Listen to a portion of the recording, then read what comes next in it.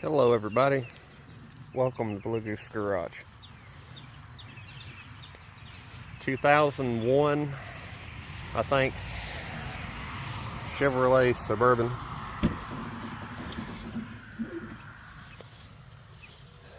.3 liter 4L60.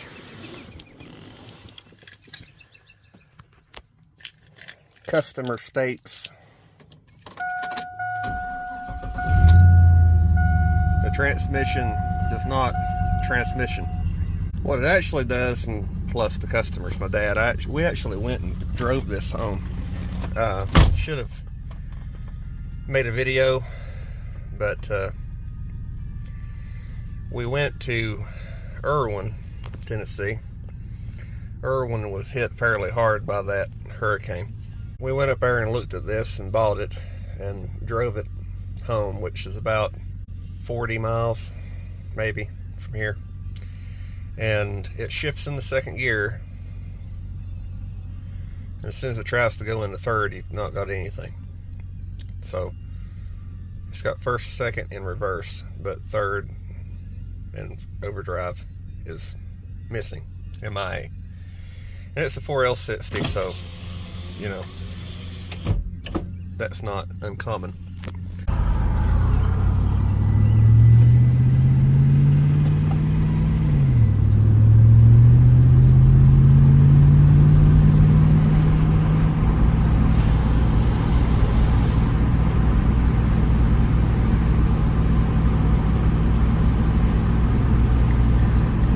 Let's see if I can show you what it does.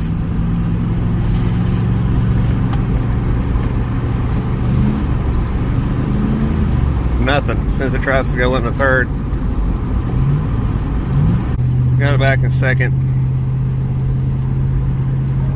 And you know, I don't know how these are done. I know certain things, when you put them in second gear instead of third or overdrive, won't downshift either. And for whatever reason, when this is in second, it won't shift in the first gear unless you shift it for it. I don't know, you know, that part could be normal, but either way, it doesn't have third, and it doesn't have, well, it won't shift in the third. I guess it won't shift in the overdrive.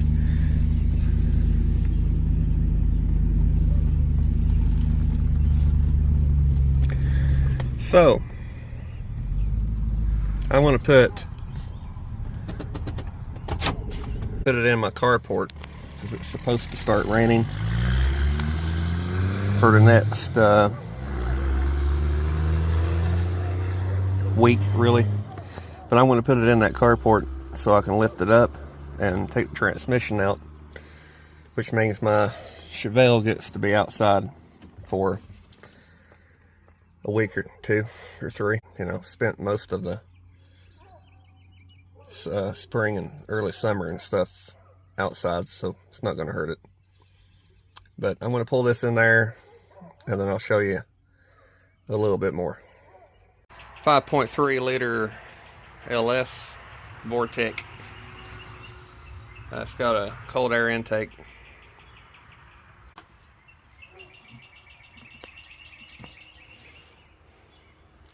Really, you know, it's not that bad for 270,000. All right, so it's been a couple days. The reason it's been a couple days is rain, other stuff happened, and it was, you know, slowing me down. The sun was in my eyes, whatever, you know, excuses. I should have had the transmission out of that Suburban by now, but it's Friday night. It's been a long time since I did this. Courtney's in bed, sleeping. Alana's in bed. I went to the store, got some cold beer. I'm coming back to the house, and I'm going to finish taking that transmission out at night with a light underneath the thing in my carport. It's been a long time since I've done that. So this could also be an update on the other Neon. And if you notice, we're going down the road. The speedometer says we're not going anywhere. A week ago at 177,917 miles. Was when I started driving it. Now it's got 177,917 miles. So, I probably need to fix the speedometer. Check engine light. There's a permanent fixture on the dash. I might stick a sticker, big old sticker, right over that, cover that up. And you know, I'm not wearing a seatbelt, so we got a Christmas tree. But car's running great. I mean, runs great. Cold air, hot heat. Transmission has gotten to where, other than not shifting out of third, it will downshift into first, which it hadn't been doing. So it shifts into second and into first like it should. It shifts into third like it should. It won't downshift out of third unless you shift it out of third. But that's not really a big problem. What the big problem is it locks up the converter as soon as it goes in third gear. So after I get that Suburban done, I'm putting this back in my carport and dropping the pan back down on the transmission and taking the valve body down, and I'm going to try to clean that and either put a new solenoid in the lockup converter if something's wrong with that, or block the passage, because I don't really care if it works. It would be better if it couldn't work at all than what this is. I have noticed if you lug it down far enough, it'll start slipping. It'll, you know, disengage third. But as soon as it idles back up, it re-engages third. So I don't think that the valve, the solenoid, is completely held open, but it's bad enough that it locks in. I mean, like when it shifts into third, it's not a instantaneous lockup.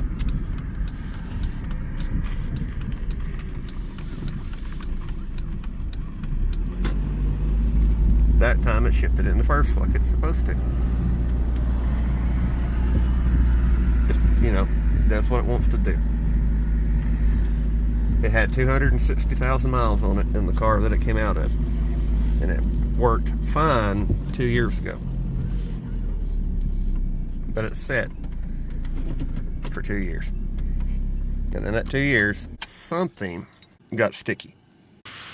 Alright, so I got the transmission out. If I had a choice on stuff that I would work on all the time, I'd probably have to limit that at about 1973. I like simple. I like things that were easy to work on. Didn't have 500 wires ran to them. Didn't have pointless vacuum lines ran to them. Just mechanical everything. Just simple. Not 4L slippies. You know, for a car that really doesn't have any idle control hooked up, you know, it's doing okay.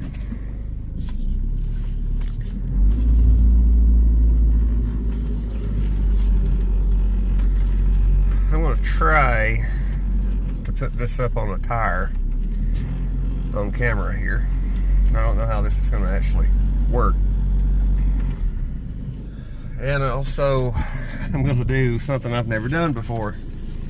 I ain't going to try to do that on camera, or I might, I don't know, but I want to try to take the oil pan back off the transmission, the pan, and drop the valve body. Now, I've never done that before. Makes me nervous because I don't want to hurt the car. Well, you know, make the transmission where it can't fix it.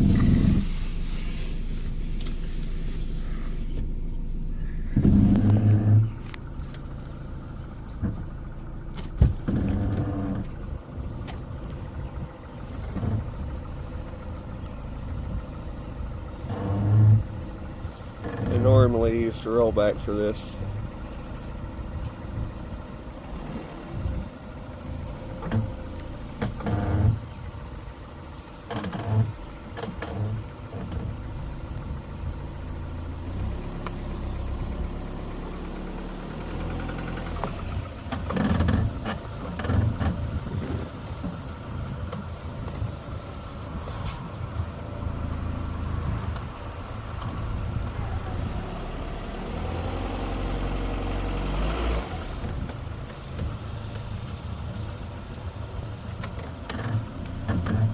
Okay.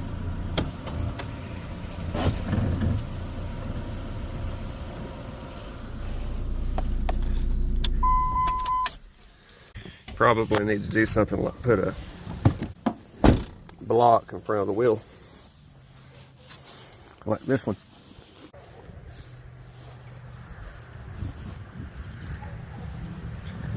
So that lets me under it. I don't know if I'll have enough room to do what I need to try, but I'm going to try. Transmission valve body. I don't know what any of this stuff does, but I don't really have to know how it works. This, I may end up learning, however, but this is the torque converter solenoid. There's a little coil that fires a rod back and forth, I guess. And I don't know. That does something. I have no idea. I'm sure I could probably get it on the internet and figure that out. But I got it down. I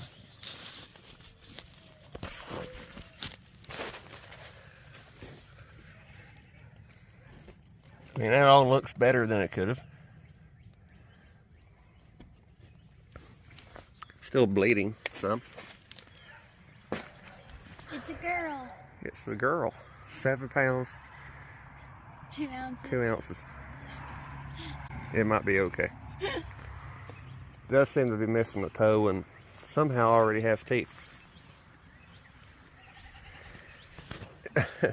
But Dad's taken the 4L60 out of that I've already taken down to a transmission shop tomorrow, and he's taking this with him to see if he can figure out why this was doing what it was doing. Hopefully there's something bad wrong. Maybe. Fixable. Fixable. Bad wrong with this that's fixable, that I can take the only other 2000 neon in town apart and take the valve body out of it. And not that one. No. That one works.